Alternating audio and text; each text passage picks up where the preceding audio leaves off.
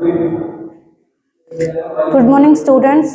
तो हम BSc BEd first year का टॉपिक पढ़ रहे थे मोलस्का संघ। तो हमने मोलस्का संघ के अंदर पाए जाने वाले जितने भी जीव हैं उनकी जितनी भी विशेषताएं हैं उन सब के बारे में पढ़ लिया था कि वो कैसे आवास में रहते हैं, उनके शरीर का शारीरिक संगठन किस प्रकार का होता है, उनमें कौन सी सम्मिति पाई जाती है, उनका मुख्य लक्षण क्या होता है, उनका पाचन तंत्र, उत्सर्जन और श्वसन तंत्र, जनन तंत्र, हमने सबके बारे में पढ़ लिया था।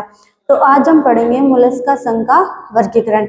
वैसे तो जो मोलस्का संघ है उसको क्या है, आगे 6 क्लासेस में या फिर वर्ग में डिवाइड किया गया। तो आज हम 3 क्लासेस के बारे में पढ़ेंगे और फिर कल जो बाकी 3 बच गई उनके बारे में पढ़ेंगे। तो देखो, सबसे पहले आती है इनकी क्लास मोनोप्लेकोफोरा।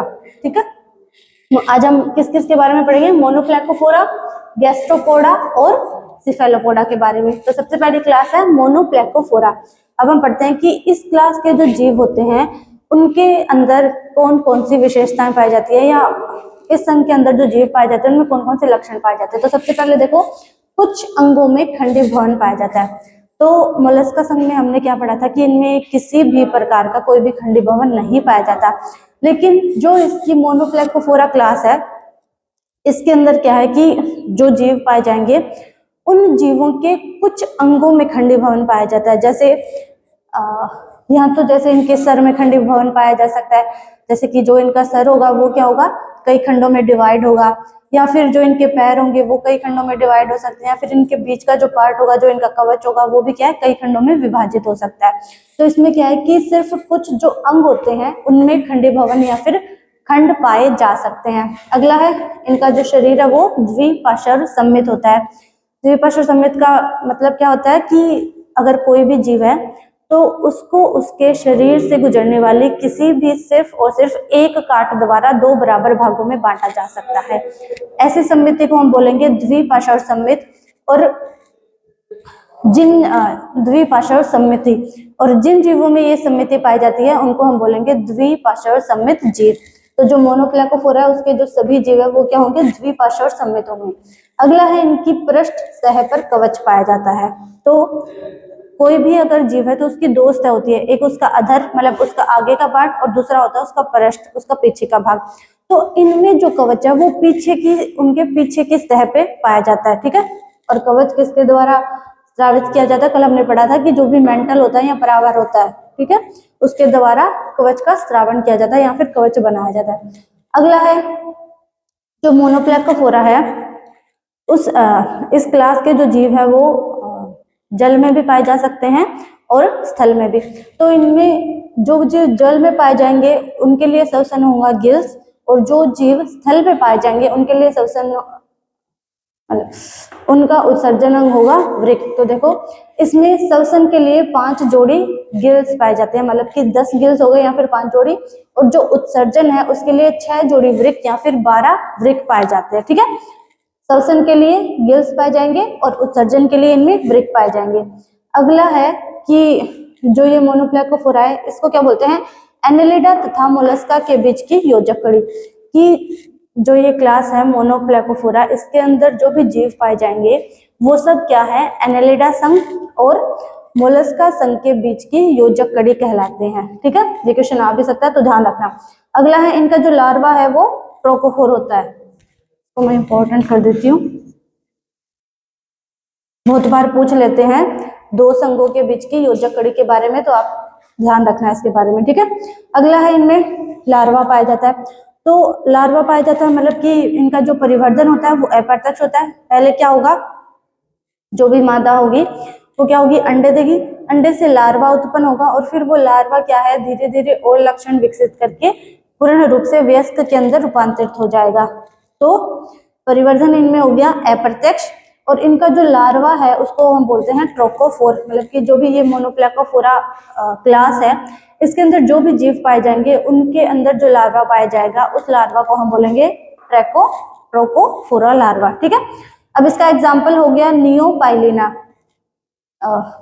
मोनोप्लेकोफोरा क्लास का एग्जाम्पल हो गया नियोपाइलिना।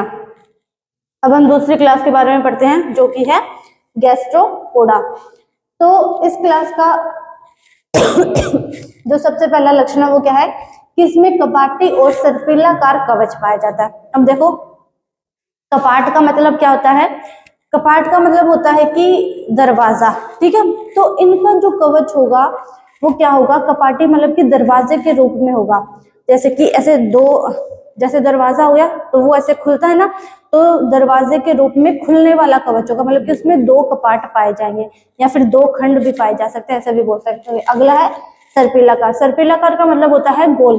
तो इनका जो कवच होगा वो गोल होगा और उसमें दो कपाट पाए जाएंगे जो कि खुलने वाले होंगे, ठीक है। अगला है ऐंठन के कारण इनका शरीर असममित हो जाता है। जब हमने मोलस्का संघ के लक्षण पढ़े थे तो मैंने आपको पढ़ाया था कि जो भी अधिकांश जीव है मोलस्का संघ के, उनमें क्या है, द्विपार्श्व सममिति पाई जाती है। लेकिन कुछ एक ऐसे जीव भी हैं जिनमें क्या है, जो क्या होते हैं, असममित प्रकार के होते हैं। तो असममित प्रकार क्या होता है कि कोई ऐसा जीव जिसको उसके शरीर से गुजरने वाले किसी भी काट के द्वारा दो बराबर भागों में नहीं बांटा जा सके, क्योंकि ऐसे जीव क्या करते क्या है, बिल्कुल भी निश्चित नहीं होती है, वो ऐसे उनका कोई आकार ही नहीं होता है। तो इनमें क्या होता है, ऐंठन के कारण इनका शरीर असममित हो जाता है, ठीक है। इनके शरीर में कुछ ऐसी प्रक्रियाएं होती है जिनके कारण इनका शरीर क्या है, ऐंठ जाता है या फिर उनमें ऐंठन हो जाती है। तो उसके कारण जो जीव है उसकी जो सम्मिति है वो चेंज होकर द्विपार्श्व सम्मिति से असम्मिति में चेंज हो जाती है।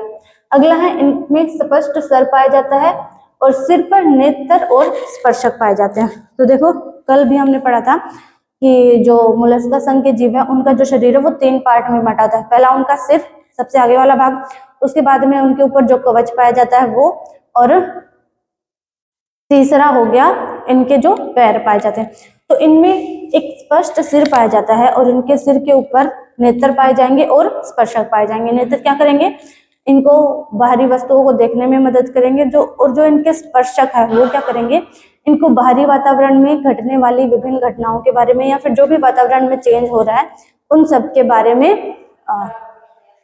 इनको बताएंगे। अगला है इनमें जो पैर होते हैं वो सुविकसित पाए जाते हैं और रेंगने में उपयोगी होते हैं। तो देखो जो गैस्ट्रोपोडा क्लास है उसके जो जीव है वो क्या करते हैं, ज्यादातर स्थलीय आवास में रहते हैं, मतलब कि स्थल पे रहते हैं। तो ये क्या करते हैं, रेंगने का कार्य करते हैं, क्योंकि हमने जो इनके पैर पढ़े थे, जो पैर इनमें पाए जाते हैं वैसे सीधे से ही पाए जाते हैं।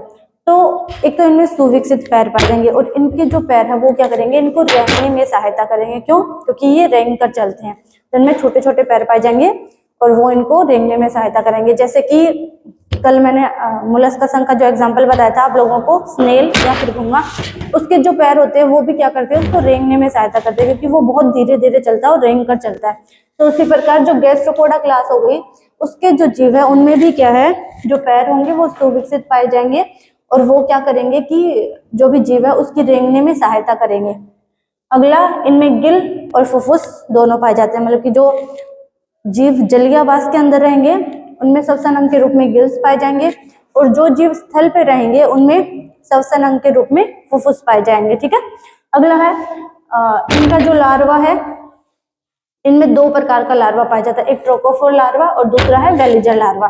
तो मैंने आपको कल भी पढ़ाया था और अभी इस वाली क्लास में भी बताया कि अगर सीधा नए जीव का निर्माण हो जाता है तो उसको हम क्या बोलते हैं, प्रत्यक्ष परिवर्धन, मतलब कि उसमें सीधे ही नए जीव का निर्माण हो गया। लेकिन अगर पहले परिवर्धन में पहले अगर लार्वा बनता है और लार्वा से बाद में वयस्क बनता है तो उस प्रकार के परिवर्धन को हम बोलेंगे अप्रत्यक्ष परिवर्धन। तो जो गैस्ट्रोपोडा क्लास है उसमें भी क्या है, अप्रत्यक्ष परिवर्धन पाया जाता है, मतलब कि इनके भी जो परिवर्धन के चरण है उनमें पहले लार्वा उत्पन्न होगा और फिर लार्वा क्या करेगा, अपने अंदर बहुत सारे लक्षणों को और विकसित करेगा जिससे क्या है, वयस्क का निर्माण होगा। तो इसमें जो लार्वा पाए जाते हैं वो दो प्रकार के होते हैं, एक होता है ट्रोकोफोर लार्वा और दूसरा है वेलिजर लार्वा। अब गैस्ट्रोपोडा जो क्लास है उसके एग्जाम्पल कौन कौन से हो गए, पहला हो गया पाइला, एक्लीसिया, डोरिस और पटेला। जो ये पाइला है ये क्या होता है, जो भी शंख हम देखते हैं ना, तो वो शंख क्या है, जो पाइला जीव है उसके बाहर का कवच है, ठीक है। उस शंख के अंदर जो जीव पाया जाता है उसको ही हम बोलते हैं पाइला, ठीक है। अब बढ़ते हैं अगली क्लास, सिफेलोपोडा। तो देखो इस क्लास की विशेषता क्या क्या है, सबसे पहले इनका शरीर बड़ा होता है और द्विपार्श्व सममित होता है। द्विपार्श्व समिति हुई कि किसी भी जीव को उसके शरीर से गुजरने वाली एक काट के द्वारा, सिर्फ और सिर्फ एक काट के द्वारा दो भागों में बांट सकेंगे, तो वो हो गया द्विपार्श्व समिति। और इनका शरीर क्या है कि जो भी मोलस्का संघ की दूसरी क्लासेस है या फिर सिफेलोपोडा के अलावा जो भी दूसरी क्लासेस है उनके मतलब उनके अंदर जो जीव पाए जाएंगे उनके हिसाब से जो सिफेलोपोडा के जीव होंगे उनका शरीर क्या है, आकार में बड़ा होगा। अगले इनकी विशेषता, इनका कवच बाह्य हो सकता है, आंतरिक हो सकता है या फिर अनुपस्थित भी हो सकता है। वैसे जो मोलस्का संघ के ज्यादातर जीव है उनमें क्या है, बाह्य कवच ही पाया जाता है और कवच के अंदर जीव पाया जाता है। लेकिन जो सिफेलोपोडा क्लास है उसमें क्या है, जो जीवों का कवच है वो बाह्य भी पाया जा सकता है या फिर जो जीव है उसके अंदर भी कवच पाया जा सकता है या फिर कवच अनुपस्थित भी हो सकता है या फिर पाया ही ना जाए। तो इसमें 3 प्रकार का कवच पाया जाता है, बाहर भी पाया जा सकता है कवच, अंदर भी, और या फिर अनुपस्थित भी हो सकता है। अगला लक्षण, इनका जो सिर होता है वो स्पष्ट होता है और बड़ा होता है, मतलब कि इनका जो सिर होता है वो हमें स्पष्ट देखने को मिलता है और काफी बड़ा होता है, क्योंकि इनके जो जीव है उनकी आकृति भी क्या है, बड़ी होती है, उनका शरीर भी बड़ा था। अगला, इनके सिर पर नेत्र और भुजाएं पाई जाती है। तो देखो इनका जो सिर होगा उस पे क्या है, नेत्र भी पाए जाते हैं, मतलब सिर पे नेत्र पाए जाएंगे और भुजाएं भी पाई जाएगी। इसका एग्जांपल हो गया जैसे कि ऑक्टोपस। तो ऑक्टोपस आप लोगों ने देखा होगा, उसमें क्या होता है, सिर्फ और सिर्फ सर ही पाया जाता है, ठीक है, और जो उसके पैर होते हैं, ठीक है, वो क्या होते हैं, भुजाओं के रूप में परिवर्तित हो जाते हैं। और जो ऑक्टोपस है उसमें किसी भी प्रकार का कोई भी कवच तो पाया नहीं जाता है। तो इसमें सिर्फ शरीर में 2 ही अंग पाए जाते हैं, एक हो गया उसका सर जिसके ऊपर उसके नेत्र पाए जाएंगे, और सर से ही जुड़ी हुई क्या है, इसकी भुजाएं पाई जाती है। और इसमें कितनी, 8 भुजाएं होती है ऑक्टोपस में, ठीक है। अगला है, इनके मुख में श्रृंगीय जबड़े पाए जाते हैं, मतलब कि जब भी क्या करेंगे, ये अपने किसी भी खाद्य पदार्थ को ग्रहण करेंगे या दूसरे जीव को अपने खाद्य पदार्थ के रूप में लेंगे तो इनके मुख के अंदर क्या है, जबड़े पाए जाते हैं, जो क्या करते हैं, जो भी खाद्य पदार्थ ग्रहण करेंगे या जिस भी जीव को इन्होंने ग्रहण किया है भोजन के रूप में, उस जीव को चीरने फाड़ने का ये काम करते हैं जबड़ों की सहायता से, ठीक है। अगला है, इनमें परिवर्धन प्रत्यक्ष पाया जाता है, मतलब कि इनमें किसी भी प्रकार की कोई भी लार्वा अवस्था उपस्थित नहीं होती है, इसमें सीधे ही वयस्क जीव का निर्माण होता है, बीच में कोई भी लार्वा अवस्था नहीं होती है। तो परिवर्धन प्रत्यक्ष हो गया, मतलब कि किसी भी प्रकार का कोई भी लार्वा नहीं पाया जाता है। और जो ये सिफेलोपोडा क्लास है इसका एक मुख्य लक्षण ये है कि इसके अंदर जो जीव पाए जाते हैं या फिर कोई भी जो 1-2 जीव इसके अंदर पाए जाते हैं उनमें क्या है, स्याही ग्रंथियां पाई जाती है या फिर इंक ग्लैंड पाई जाती है। ये ग्रंथियां क्या करती है कि जब भी जीव को मतलब बाहर से किसी भी खतरे का अनुभव होता है तो ये क्या करता है, वो उन स्याही ग्रंथियों से या इंक ग्लैंड से क्या है, एक काले रंग का पदार्थ स्रावित करता है, जिससे क्या होता है कि इसके चारों ओर क्या है, एक काले रंग का पदार्थ स्रावित हो जाता है, जिसके कारण ये जो जीव है वो क्या करता है, उस काले रंग के पदार्थ के अंदर छुप सकता है। या फिर जो दूसरा जीव होगा जिससे इस जीव को खतरा होगा तो क्या करेगा, जो वो स्याही वगैरह ये छोड़ेगा जीव, उससे क्या है कि वो जो दूसरा जीव होगा वो इससे दूर भाग जाएगा और ये क्या करेगा, अपनी रक्षा कर सकता है। तो जो स्याही ग्रंथियां हैं वो क्या किसके अंदर, ऑक्टोपस के अंदर पाई जाती है, ठीक है। आप लोगों ने सुना होगा ना कि ऑक्टोपस क्या करता है कि एक काले रंग का द्रव या फिर स्याही छोड़ता है, ठीक है। तो इसके एग्जाम्पल क्या क्या हो गए, सिफेलोपोडा क्लास के लोलिगो, सीपिया और ऑक्टोपस, ठीक है। ऑक्टोपस तो पता ही आप लोगों को, और सीपिया क्या हो गया, जो सिप्पी आप लोग देखते हो ना जिसके अंदर क्या होता है, मोती उत्पन्न होता है, ठीक है। तो जो सिप्पी होती है वो कैसे खुलती है, ऐसे खुलती है ना, ऐसे। तो इसमें क्या है कि जो उनका कवच होता है वो क्या होता है, 2 कपाट का भी होता है, मतलब कि वो ऐसे खुलता है, तो उसके अंदर 2 कपाट का कवच होता है, ठीक है। तो देखो हमने आज क्या क्या पढ़ा, हम पढ़े थे मोलस्का संघ का वर्गीकरण, जिसमें आज हमने 3 क्लासेस पढ़ी, पहले मोनोप्लेकोफोरा, दूसरी गैस्ट्रोपोडा और तीसरी है सिफेलोपोडा। तो जो पहली क्लास है मोनोप्लेकोफोरा, उसके अंदर क्या क्या पढ़ा कि ये जो क्लास है इसके अंदर जो जीव पाए जाएंगे उनके कुछ अंगों में खंडीभवन पाया जाता है, या तो उनके सर में खंड उपस्थित हो सकते हैं या फिर उनके कवच में या फिर उनके जो पैर होते हैं उनके अंदर खंड उपस्थित होते हैं।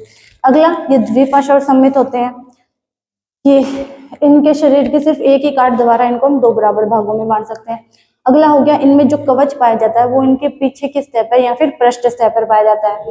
इनमें श्वसन के लिए 5 जोड़ी गिल्स पाए जाते हैं या फिर 10, और उत्सर्जन के लिए क्या है 6 जोड़ी वृक्क पाए जाते हैं या फिर 12 वृक्क। अगला है जो ये मोनोप्लेकोफोरा संघ है, मोनोप्लेकोफोरा जो क्लास है उसको हम क्या बोलते हैं, एनेलिडा और मोलस्का के बीच की योजक कड़ी। ठीक है, क्योंकि ये जो क्लास है इसके जो जीव है उसमें कुछ लक्षण क्या है, एनेलिडा संघ के पाए जाते हैं और कुछ लक्षण क्या है, मोलस्का संघ के पाए जाते हैं, इसलिए इसको हम बोलते हैं एनेलिडा और मोलस्का संघ के बीच की योजक कड़ी। ये इंपॉर्टेंट भी है, एग्जाम में पूछा भी जा सकता है आप लोगों से।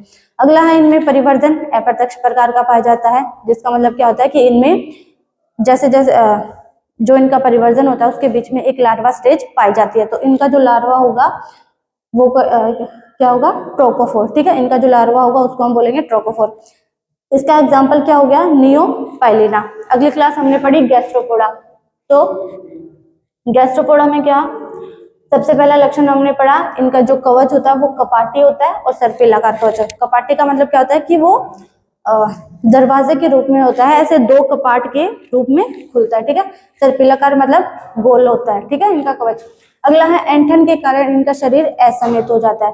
तो मैंने क्या बताया था आप लोगों को कि ज्यादातर जो मोलस्का संघ के जीव होते हैं उनका शरीर क्या होता है, द्विपार्श्व सममित होता है, लेकिन इसमें क्या है कि सर्पिलाकार विदलन पाया जाता है, जिसके कारण क्या होता है कि जो इनका मुख है और जो गुदा है वो क्या होता है कि एक ही साइड में आ जाता है, क्योंकि इनके अंदर जो जीव होता है वो क्या है, गोल घूम जाता है, जिसके कारण ऐंठन हो जाती है इनके शरीर में, और उसी के कारण क्या है, जो इनका शरीर है वो असममित हो जाता है।